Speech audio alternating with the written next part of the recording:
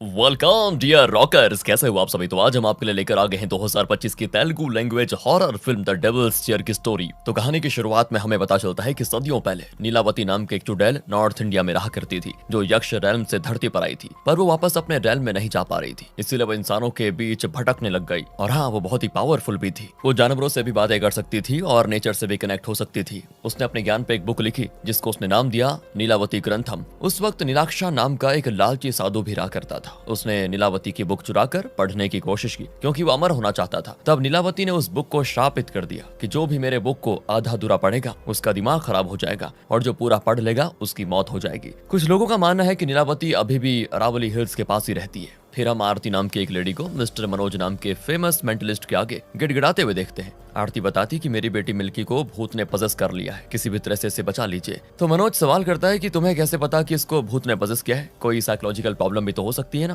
तो आरती कहती कभी कभी तो ये खाना पीना बिल्कुल बंद कर देती है और खूब हंसती है और कभी कभी खूब रोती है और कुछ भी कूड़ा कचरा खा लेती है। तो मनोज मिल्की को अपने पास बुलाता है, उसके सर पे अपना हाथ रखता है और फिर कहता है ठीक है बेटा, तुम अपने कमरे में जाओ। इसके बाद वो आरती से पूछता है कि कौन हो तुम। तभी आरती की आवाज बदलकर मर्दाना हो जाती है क्योंकि भूत ने मिल्की का शरीर छोड़कर अब आरती को पजेस कर लिया होता है और वो कहता है तुम्हारी मौत। फिर मनोज अपना कुछ सामान निकालता है जिसको देखते आरती को जिस लड़के की आत्मा ने पजेस किया है ना, वो कहता है कि कुछ महीने पहले जब मैं केशव राव की फैमिली को परेशान कर रहा था तो तुमने मुझे पनिश करके भगा दिया था और अब तुम यहाँ भी आ गए। तभी दोस्तों मनोज अपना हनुमान जी वाला यंत्र निकालकर मंत्र पढ़ना शुरू कर देता है, जिससे वो आत्मा आरती और उसकी फैमिली की लाइफ से छू मंतर हो जाती है। और फिर यहाँ से जाते वक्त मनोज मिल्की को हनुमान जी की एक छोटी सी मूर्ति देते हुए कहता है कि इसको अपने घर में रखना, ये नेगेटिव एनर्जी से तुमको हिफाजत करेगी। इसके बाद मनोज आता है प्रोफेसर माल्लू के फ्यूनरल पे, जिनकी मौत कैसे हुई किसी को कुछ समझ नहीं आता। खैर मनोज उनकी वाइफ से कहता है कि प्रोफेसर माल्लू ने मुझे 9 दिन पहले कॉल किया था, वो मुझे कुछ बताना चाह रहे थे, इसीलिए उन्होंने मुझे अपने घर पे बुलाया था, पर उस वक्त मैं किसी कारणवश आ नहीं पाया। और फिर जब मैं फ्री हुआ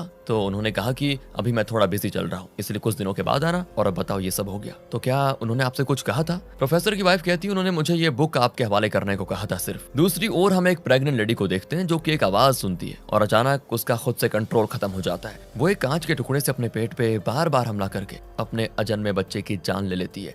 और तभी विकी की नींद खुल जाती है और उसे पता चलता है कि ये तो बस मेरा बुरा सपना था। फिर वो अपने कमरे से बाहर निकलता है तो उसकी गर्लफ्रेंड अनु अपने ऑफिस के लिए तैयार हो चुकी होती है। वहीं आज विकी की छुट्टी होती है, इसलिए अनु से प्यारी सी पपी वगैरह देकर कहती है तुम घर पे आज पूरा दिन रेस्ट करो आराम से। फिर दोस्तों वहाँ नूर जहां नाम की एक न्यू मेड आती है, तो अनु उसको विकी से इंट्रोड्यूस कराती है और घर का सारा काम समझा देती है क्या चीज कैसे करनी है। फिर नूर जहां को सख्त हिदायत देती है कि तुम्हें सिर्फ अपने काम से काम रखना है और मेरी एंटीक चीजों को हाथ बिल्कुल नहीं लगाना है, और अगर कुछ भी डैमेज हुआ ना तो तुम्हारी किडनी बेच दूंगी, समझ गए। ये सब ऐसे वो मजाक में बोलती है। बॉटम लाइन यही थी कि एंटीक चीजों को हाथ नहीं लगाना क्योंकि वो बहुत ही कीमती होते हैं। अनु के पास एक अलादीन का चिराग जैसा लैंप होता है, साथ ही और भी कई सारी चीजें होती हैं, पर एक खास किस्म का बॉक्स भी है जिसमें बुक होल्डर बना हुआ है। यहाँ पर दोस्तों हम एक चीज नोटिस करते हैं कि नूर जहाँ कुछ अजीब ही है, वैसे वो बिल्कुल चुपचाप रहती है, ना तो हंसती है ना किसी से बात करती है। वहीं विकी भाई साहब भी कुछ कम नहीं होते। उन्होंने अपनी गर्लफ्रेंड से झूठ कहा होता है कि आज मेरी छुट्टी है, बल्कि उसको तो काम से निकाल दिया गया है क्योंकि विक्की ने अपने कस्टमर्स के अकाउंट से 1 करोड़ साफ कर दिया था। दरअसल वो एक बैटिंग एडिक्ट है और अब उसकी कंपनी ने उसको साफ साफ कह दिया है कि 1 हफ्ते के अंदर हमें हमारा जो 1 करोड़ रुपए है वो वापस कर दो, नहीं तो जेल की हवा खानी पड़ेगी। इसलिए अब विक्की अपनी जान पहचान के लोगों से रिक्वेस्ट करता है कि मुझे अपनी कंपनी में जॉब दिला दो, मगर किसी की भी कंपनी में वैकेंसीज नहीं होती। पर आखिर में अनवर नाम का एक बंदा उसको कहता है कि देखो भाई, तुमने जो फ्रॉड किया है ना उसके बारे में हर ऑर्गेनाइजेशन को पता चल चुका है, इसलिए कोई भी तुम्हें काम पे नहीं रखने वाला। अगर तुम्हें कहीं भी काम चाहिए तो उसके लिए पहले तुम्हें 1 करोड़ रुपए अपनी कंपनी में जमा करना होगा और फिर उनसे क्लियरेंस सर्टिफिकेट भी लाना होगा, तभी कहीं तुम्हें नौकरी मिल पाएगी। ऊपर से विकी का कॉलीग थॉमस कॉल करके कहता है कि तुमने अपनी कार की ईएमआई नहीं पे की है भाई, इंश्योरेंस वाले ऑफिस आए थे तुम्हारी तलाश में। ये जानने के बाद विकी लगाता है अपनी गर्लफ्रेंड अनु को फोन और उससे मांगता है कुछ पैसे जिससे वो ईएमआई पे कर देता है। तो दोस्तों अनु एक फ्लाइट अटेंडेंट है, वो इस वक्त अपनी कोवर्कर के साथ कॉफी पी रही होती है। तभी वो एक आदमी को नोटिस करती है जो कि एयरपोर्ट से फॉलो करते करते कॉफी शॉप तक आ गया था उसे। थोड़ी देर तक घूरने के बाद वो अनु के पास आता है और कहता है मुझे पहचाना, मैं प्रजापति, स्कूल में तुम्हारा सीनियर हुआ करता था, एनुअल फंक्शन में हम दोनों साथ में डांस किया था, तुम्हें याद होगा। तब जाकर अनु को याद आता है कि अरे हाँ ये तो प्रजा है। फिर वो उसका थोड़ा हालचाल पूछती है तो वो अपनी बड़ाई करने लग जाता है कि मैं तो कनाडा में सक्सेसफुल बिजनेस कर रहा हूँ। वैसे तुम फ्लाइट में चिप्स वगैरह लेकर ये क्या कर रही थी, बेच रही थी क्या? अरे ये सब छोटे मोटे काम छोड़ो, मेरी कंपनी ज्वाइन कर लो, अच्छी सैलरी दूंगा, कनाडा में सेटल होने में तुम्हारी मदद भी करूंगा, और मैं तो यहाँ पर अपनी एक फ्रेंड की शादी के लिए आया हुआ था फिलहाल, इसीलिए ये रखो मेरा बिजनेस कार्ड और टच में रहना मेरे, चलता हूँ। इसके बाद अनु को विकी का फ्रेंड थॉमस मिल जाता है। वो बातों ही बातों में अनु को विकी की जॉब वाली बात भी बता देता है। लेकिन जब उसको ये समझ आता है ना कि अनु इसके बारे में कुछ नहीं जानती, तो वो जॉब से निकालने का रीजन उसे नहीं बताता। मतलब वो 1 करोड़ वाली बात नहीं बताता। इसलिए घर आकर विक्की को अनु कन्फ्रंट करती है, तो वो भी रीजन नहीं बता पाता, मतलब बताना ही नहीं चाहता। मगर फिर भी अनु से बताती है कि मैं तुमसे बहुत प्यार करती हूँ, पहली बात सुन लो, तो तुम्हें मुझसे कुछ भी छिपाने की जरूरत नहीं है, मैं तुम्हारे लिए कुछ भी कर सकती हूँ, तुम्हें पता है ना। दूसरी ओर मनोज को प्रोफेसर मालू की आत्मा के विजन्स आते हैं, जो कि काफी तकलीफ में लग रहे हैं। वैसे प्रोफेसर मतलब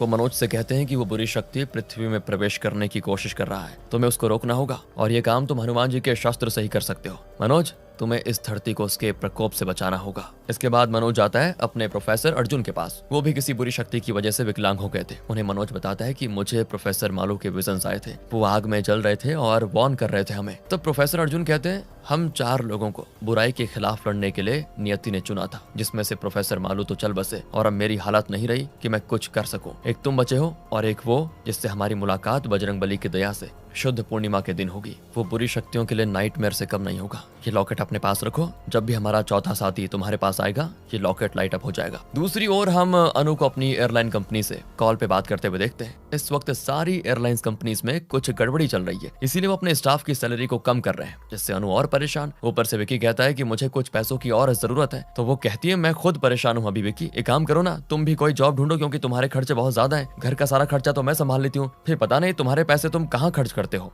तभी इनके घर पे 2 बंदे आते हैं एक एंटीक चेयर के साथ, और अनु से कहते हैं कि आपने लकी ड्रॉ में ये एंटीक चेयर जीता है मैडम, इसीलिए करोड़ों की ये चेयर आपको सिर्फ 1 लाख में मिल रही है। अनु खुशी खुशी 1 लाख उसे ट्रांसफर कर देती है और वो चेयर अपने घर पे रखवा लेती है। मगर दिखने से मालूम हो रहा है कि वो चेयर सेटनिक है। ऊपर से विकी भी कहने लग जाता है कि अभी तो तुमने कहा कि तुम्हारे पास पैसे नहीं है और तुमने इस कबाड़ के लिए 1 लाख रुपए दे दिए उनको, बताओ। तो अनु कहती है एंटीक पीस कलेक्ट करना ये मेरी हॉबी है और ये मैं अपने पैसे से खरीदती हूँ, इसलिए मुझे नहीं लगता कि मुझे तुम्हें कोई एक्सप्लेनेशन देने की जरूरत भी है। इसके बाद वो नूर जहां को चेयर साफ करने को कहकर काम पे चली जाती है। फिर दोस्तों जब नूर जहां सारे एंटीक पीसेस को क्लीन कर रही होती है, तो उसका हाथ एक बॉक्स पे पड़ जाता है, जिसमें उसको एक लेडी के विजन्स आते हैं, जिसने खूब मोटे मोटे काजल वगैरह लगाए होते हैं और वो काफी डरावनी भी लगती है। तो वो उस चेयर की ओर इशारा करती है, और ये सेम डरावनी मोटी काजल वाली लेडी पहले भी विकी के सपने में आ चुकी है दोस्तों। फिलहाल जैसे नूर जहां उस चेयर की ओर देखती है, तो विकी नूर जहां को कॉफी बनाकर लाने के लिए कह देता है, जिससे वो होश में आ जाती है और कॉफी बनाकर विक्की को दे देती है। और हमेशा गुमसुम सी रहने वाली नूर जहां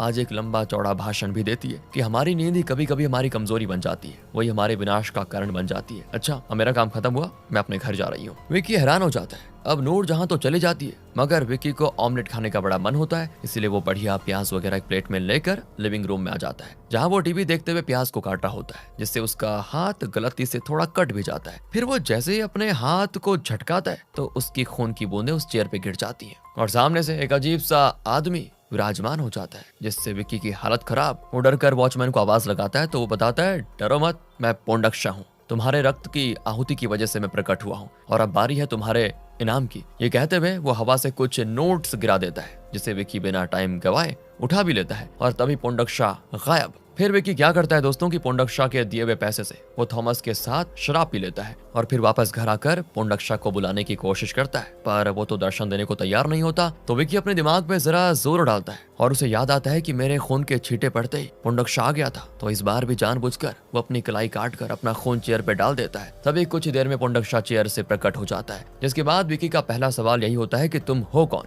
कोई भूत तो नहीं। पोंडक्षा कहता है कि अगर तुम विश पूरी करने वाले को भूत कहते हो ना, तो मैं भूत ही हूँ। विक्की कहते हैं नहीं, विश पूरी करने वाले को गॉड कहते हैं। तो पोंडक्षा कहता है कि मुझे भी फिर गॉड ही समझो। विक्की आगे कहता है गॉड जी, मुझे ना पैसों की सख्त जरूरत है। तो पोंडक्षा कहता है कि देखो बेटा, बात कुछ ऐसी है कि तुम मेरी बात मानो और मैं तुम्हारी मानूंगा, और हाँ याद रहे तुम मेरे बारे में किसी को नहीं बता सकते, और ना ही उस बारे में जो चीज मैं तुम्हें करने को कहूंगा। अगर तुम तैयार हो मुझसे वादा करो। विक्की बिना वक्त गवाए वादा कर देता है। तब पोंडक्षा कहता है कि अगर तुमने अपना वादा तोड़ा तो याद रखना मैं तुम्हें बहुत ही बुरी मौत दूंगा। इसके साथ ही वो एक नोटों की गड्डी देते हुए कहता है कि रहा तुम्हारा रक्त आहुति का इनाम। फिर जैसे विक्की उन पैसों को उठाता है, वैसे ही पोंडक्षा हो जाता है गायब, जिसके बाद तो विक्की खुशी के मारे और नाचने लग जाता है। अगले दिन की बात है दोस्तों, अनु घर पर आती है, तो वो खुशी खुशी उसका वेलकम करता है और कहता है अब से मैं तुमसे पैसे वैसे नहीं मांगूंगा। वैसे तुम्हारा बर्थडे आने वाला है ना, तो मैं इस बार बहुत ही अच्छे से सेलिब्रेट करने की सोच रहा हूँ। अगले दिन जब अनु घर पे नहीं होती तो विकी फिर से अपनी रक्त की आहुति देता है और पोंडोक्षा को बुलाता है। पर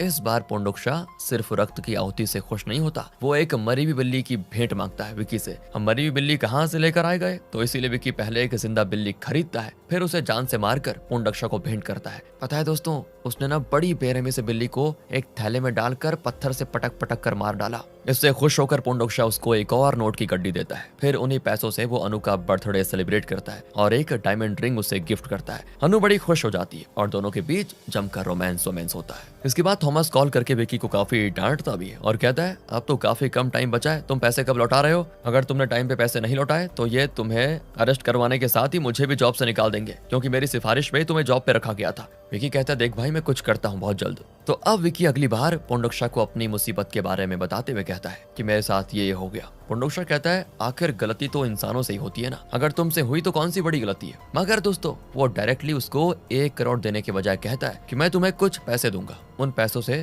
तुम्हें फिर से गैम्बलिंग करनी होगी और अपने खोए हुए पैसे जीतने होंगे, मगर इसके लिए तुम्हें मुझे अपनी बॉडी को 2 घंटे के लिए देना होगा। ये सुनकर विकी हैरान हो जाता है कि पहले रक्त आहुति, फिर मरी हुई बिल्ली और अब मेरी बॉडी। तुम्हें तो जादू भी आता है, तो कहीं तुम हमेशा हमेशा के लिए मेरी बॉडी को वश में ना कर लो। जिसपे पोंडोक्षा कहता है कि भले ही मैं जादू जानता हूँ, मगर इंसानों की तरह अपनी बात से मुकरता नहीं। मैं 2 घंटे से 1 मिनट भी ज्यादा तुम्हारी बॉडी में नहीं रहूंगा और ना ही मैं तुम्हारी बॉडी पे कोई खरोंच आने दूंगा, ये मेरा वादा है। विकी मान जाता है और अपनी बॉडी में उसे एंटर करने देता है। फिर 2 घंटे के बाद वो होश में आ जाता है और उसे बिल्कुल भी याद नहीं रहता कि इन 2 घंटों में पोंडोक्षा ने उसकी बॉडी में क्या किया, कैसे यूज किया। फिलहाल तो उसके हाथों में काफी सारे पैसे होते हैं। उसको देखकर ही वो खुश हो जाता है और उसे गैम्बलिंग में यूज करता है। शुरुआत में तो काफी सारे पैसे जीतता है, लेकिन फिर हारना शुरू कर देता है। आखिर में वो जिसके साथ खेल रहा होता है ना, वो उसे लोन के तौर पर कुछ पैसे और देकर कहता है कि एक बार और अपना लक आजमा लो, और वो लोन लिए हुए पैसे भी हार जाता है, जिससे अब विकी के सर पे कंपनी के 1 करोड़ का कर्ज तो था ही, साथ ही अब इस बूढ़े का कर्ज भी हो जाता है। और वो तो उसी वक्त विकी को कह देता है कि अगर मेरे 4 लाख तुमने नहीं लौटाए तो फिर मेरे गुंडे तुमसे बात करेंगे। विकी कुछ नहीं सोचता, सीधे पहुंच जाता है पोंडोक्षा के पास और पोंडोक्षा विकी से कहता है, कोई नहीं, गैम्बलिंग तो लक की बात है, कभी लक अच्छा चलता है कभी खराब। तुम एक काम करो, मुझे 2 घंटे के लिए अपनी बॉडी यूज करने दो, फिर मैं तुम्हें कुछ और पैसे दे दूंगा। जिसके लिए विकी मान जाता है। अगले दिन विकी से मिलने मॉर्चुरी का एक स्टाफ आता है और कहता है, कल आप हमारे पास आए थे ना लाश खरीदने के लिए, मगर अटेंडर ने आपको नहीं दिया। पर साहब, अगर आप मुझे कुछ पैसे दोगे तो मैं आपको लाश दे सकता हूँ। ये सुनकर विकी शॉक्ड हो जाता है कि ये सब क्या बक रहा है, मैं कब गया इसके पास लाश खरीदने के लिए। तब उसे क्लिक करता है कि अच्छा, पोंडोक्षा गया होगा मेरी बॉडी में। इसके बाद जाकर विकी गैम्बलर के 4 लाख उसे लौटा देता है। वहीं मनोज को समझ आ जाता है कि यही लड़का है हमारा चौथा साथी, क्योंकि लॉकेट लाइट अप हो रहा है। इसलिए वो जाकर विक्की से बात करता है और अपना इंट्रोडक्शन देते हुए अपना विजिटिंग कार्ड भी उसको दे देता है। फिर विक्की अपना फोन निकालता है, क्योंकि लास्ट टाइम जब उसने अपनी बॉडी पोंडोक्षा को दी थी तो उसने अपना फोन छिपा दिया था रिकॉर्डिंग ऑन करके। अब वो वीडियो में देखता है कि उसकी बॉडी में आने के बाद सबसे पहले पोंडोक्षा कुछ तो तंत्र मंत्र करता है, जिससे विक्की देखकर ही डर जाता है और फैसला करता है कि पोंडोक्षा को मैं दोबारा कभी नहीं दूंगा अपनी बॉडी और ना ही उसे बुलाऊंगा। लेकिन अब कंपनी के 1 करोड़ चुकाने के लिए सिर्फ 2 दिन का टाइम बचा होता है, जिससे विक्की काफी परेशान, काफी सोचता है वो, मगर कोई रास्ता तो नहीं दिखता। तो बस वापस पोंडोक्षा के पास ही जाता है वो, जो उसको 1 करोड़ की जगह डायरेक्ट 5 करोड़ देने की बात करता है। लेकिन शर्त यह होती है कि उसे अपनी गर्लफ्रेंड का गला काट कर उसका खून पोंडोक्षा को भेंट करना होगा। लेकिन विक्की भड़क जाता है इस बार और कहता है, देखो मैं अनु से बहुत प्यार करता हूँ, भला मैं ये पाप कैसे कर सकता हूँ? जब उसे बुखार भी आता है ना तो मुझे तकलीफ होती है, और तुम मुझे उसकी जान लेने के लिए कह रहे हो। तो पोंडोक्षा उसको 10 करोड़ का लालच देते हुए कहता है, सोच लो तुम्हारी लाइफ संवार जाएगी। विक्की कहता है, 5-10 करोड़ क्या, अगर तुम मुझे 100 करोड़ भी दोगे ना तो भी मैं अपनी गर्लफ्रेंड को नुकसान नहीं पहुंचाऊंगा। इसके बाद पोंडोक्षा हो जाता है गायब, और तब विक्की गुस्से में उस चेयर को मारकर तोड़ने की कोशिश करता है, मगर वो चेयर उसे खुद को टच करने ही नहीं देती। इसके बाद तो विक्की का पूरा दिमाग खराब हो जाता है, उसे बड़ी बेचैनी होने लगती है। उसका एक मन तो ये कहता है कि पोंडोक्षा का ऑफर बढ़िया है, पूरी लाइफ सेट हो जाएगी 10 करोड़ में। वहीं वो बॉक्स वाली लेडी कहती है, नहीं नहीं, तुम अनु से बहुत प्यार करते हो, तुम उसे नुकसान नहीं पहुंचा सकते। सपने में भी विक्की को बुरे बुरे सपने आते हैं, जिसमें वो अनु को बड़ी बेरहमी से मार रहा होता है। वो नींद में काफी कुछ बड़बड़ाता भी है, इसीलिए अनु उसको जगाती है और अपने फ्रेंड प्रजापति के ऑफर के बारे में बताकर उसके साथ डिनर पे जाती है। विक्की यहाँ भी काफी सोचता है कि मैं अपने मन में चल रहे हलचल को कैसे शांत करूं, और तभी उसे मेंटलिस्ट मनोज की याद आती है और वो विजिटिंग कार्ड पे दिए गए नंबर पे कॉल करके मनोज को अपने घर बुला लेता है, जहाँ मनोज उस शैतानी चेयर को देखते समझ जाता है कि सारी गड़बड़ इसी की वजह से हो रही है। इसीलिए वो हनुमान जी का मंत्र पढ़ते हुए उसे टच करता है, फिर भी उसे झटका महसूस होता है। तो मनोज विक्की को बताता है कि तुम्हारे रक्त की आहुति से ना ये और भी ज्यादा शक्तिशाली हो चुका है, हमें इसे जल्द से जल्द डिस्ट्रॉय करना होगा कैसे भी करके, वरना ये तबाही लेकर आ जाएगा। पर इसके लिए हमें एक मीडियम की जरूरत होगी। वो इस काम में नूर जहां की हेल्प लेता है। मनोज के कहने पे नूर उस चेयर को पकड़ती है और जोर जोर से प्रोफेसर मालू की तरह चिल्लाने लगती है कि मनोज मुझे बचाओ, ये मुझे आग में जला रहा है, मेरी आंखें निकाल रहा है, गड़ा शास्त्र का प्रयोग करो। वहीं पोंडोक्षा की आवाज में नूर जहां कहती है कि तुम्हें क्या लगता है कि तुम इसे बचा लोगे, तुम तो बिल्कुल गलत हो, मुझे जो करना है वो मैं करके ही रहूंगा। फिर नूर जहां हो जाती है बेहोश, पर मनोज कुछ देर के बाद उसे होश में लेकर आ जाता है और कहता है कि हमें पोंडोक्षा की शक्ति के सोर्स के बारे में पता करने के लिए इसका एक हिस्सा चाहिए होगा। ये कहकर वो एक दरांती से चेयर का थोड़ा सा हिस्सा काटने वाला होता है कि वहां पर अनु आ जाती है और काफी गुस्सा करती है कि मेरे घर में ये सब चल क्या रहा है। पोंडोक्षा से किए गए वादे की वजह से वो खुलकर अनु को कुछ भी नहीं बता सकता था, मगर वो उसको जरूर ये कह देता है कि देखो अनु, मैं तुम्हें पूरी बात तो नहीं बता सकता, लेकिन इतना जान लो कि हमारे घर में नेगेटिव एनर्जी है और हमें उससे दूर रहना होगा। लेकिन अनु को इन सब बातों पर यकीन नहीं होता। वो पुलिस की धमकी देकर मनोज को वहां से भगा देती है। तब विकी नूर जहां से कहता है कि तुमने जो एक्सपीरियंस किया उसके बारे में अनु को बताओ, तो अनु और भी ज्यादा गुस्सा हो जाती है और कहती है वो बेचारी तो गूंगी है, वो कैसे बोलेगी। सुनकर विकी हैरान, क्योंकि ना बोल सकने के बावजूद 2 बार उसने नूर जहां को बोलते हुए सुना था। इधर मनोज अपने विकलांग प्रोफेसर अर्जुन को उस चेयर की फोटोज लाकर दिखाता है। वो बताते हैं ये कोई आम चेयर नहीं है, बल्कि एक डिवाइन चेयर है। 7 चक्र होते हैं जो इंसान को पावरफुल बना सकते हैं, और जो इंसान इन 7 चक्रों पर विजय पा लेता है वो अमर हो जाता है। इस चेयर में भी इसी तरह के पावर्स हैं, मगर इसे फिलहाल बुरी शक्ति ने अपने कब्जे में करके रखा हुआ है और वो अपने हिसाब से इसका इस्तेमाल कर रहा है। इसे डिस्ट्रॉय करने के लिए हमें एक खास तरह का शस्त्र बनाना होगा जो दिखने में हनुमान जी की मुंह की तरह होगा, जिसमें वानर, नरसिम्हा, गरुड़, हिग्रीव और वराह की शक्ति होगी। तो तब मनोज कहता है कि मैं उस शस्त्र का निर्माण करूंगा। तब प्रोफेसर अर्जुन उसे वार्न करते हैं कि ये काम तुम्हें कल 3 बजे से पहले करना होगा, वरना वो बुरी शक्ति चेयर से मुक्त हो जाएगी और फिर तबाही का मंजर होगा। फिर क्या था दोस्तों, मनोज को प्रोफेसर मालू की वाइफ ने जो बुक दिया था उसी को पढ़कर मनोज वो शस्त्र का निर्माण करने लग जाता है। इस दौरान बुरी शक्तियां उसको रोकने की बहुत कोशिश करती हैं, पर वो नहीं रुकता। वो हथियार तो बना लेता है, मगर जब वो विक्की के घर जाने लगता है तो रास्ते में एक प्रभावी बुरी शक्ति उससे टकराती है, जिससे मनोज हो जाता है बेहोश और 2 दिन के बाद उसे हॉस्पिटल में होश आता है, जहां न्यूज से उसे पता चलता है कि विक्की नाम के एक शख्स ने खुद की जान दे दी, क्योंकि उसने अपनी कंपनी के क्लाइंट के साथ 1 करोड़ का घपला किया था, जिसे चुकाने में वो नाकामयाब रहा, इसीलिए उसने अपनी जान दे दी। ये जानने के बाद तो मनोज फौरन अपने हथियार को लेकर विक्की के घर पर जाता है, मगर वहां उसे वॉचमैन से पता चलता है कि विक्की की मौत के बाद अनु ये घर छोड़कर चली गई है। फिर भी मनोज उस घर में जाता है जहां अब पूरा घर खाली पड़ा है, पर जिस जगह पे वो डेमनिक चेयर रखी थी ना, वहां पे हाथ रखने के बाद मनोज को कुछ विजन्स आते हैं और वो जाता है अपने प्रोफेसर अर्जुन के पास। वहां वो उनको सारी बातें बताता है, तो अर्जुन को बड़ा अफसोस होता है कि हम विक्की को नहीं बचा पाए। तब मनोज बताता है कि विक्की के विजन्स मैंने देखे हैं, उसने खुद की जान नहीं दी बल्कि उसकी जान ली गई है। दरअसल जिस तरह विक्की उस पोंडोक्षा के चंगुल में फंसा था, ठीक उसी तरह अनु भी फंस गई थी, पर अनु को पैसे नहीं बल्कि गहनों का शौक था, इसीलिए उसने अपने रक्त अर्पित कर पोंडोक्षा से गहने मांगे। शुरू में तो उसने गहने बड़ी आसानी से दे दिए, मगर फिर पोंडोक्षा ने अनु के लालच का फायदा उठाकर एक जानवर की बलि ली और फिर उसने लालच दिया कनाडा में सेटल होने के साथ 5 करोड़ रुपए का, पर इसके लिए उसे अपनी जान से भी ज्यादा प्यारे इंसान की बलि देने को कहा जाता है, यानी विक्की की। अनु विक्की की तरह स्ट्रांग नहीं थी और पोंडोक्षा के बहकावे में आ जाती है और विक्की का गला काट कर उसका रक्त पोंडोक्षा को भेंट कर देती है। ये सारी बातें जानकर प्रोफेसर अर्जुन काफी हताश के साथ उस चेयर की फोटोज को देखते हैं और उन्हें कुछ याद आता है। वो एक प्राचीन किताब निकालते हैं और कहते हैं, मनोज तुम्हें पता है कि ये डेमनिक चेयर आखिर असल में है कहाँ से? तुम्हें इस चेयर के ओनर के बारे में पता भी है? क्या तुम जानते हो कि 50 साल पहले क्या हुआ था? क्या तुम्हें पता है ये बॉक्स कितनी खतरनाक है? क्या तुम्हें पता है असल में पोंडोक्षा है कौन? इसके बाद वो नीलावती कहते हैं और इसी के साथ उनको तेज खांसी आने लगती है और यहीं पर हो जाती है प्रोफेसर अर्जुन की मौत। और दोस्तों इसी के साथ ये फिल्म भी यहीं पे खत्म हो जाती है। प्रोफेसर अर्जुन ने जो सवाल पूछे थे उनका राज निकलेगा सेकंड पार्ट में। तब तक आप बताइए आपको ये स्टोरी कैसे लगी? बढ़िया लगी हो तो लाइक करें, चैनल को सब्सक्राइब, ध्यान रखेगा अपना। Thanks for watching.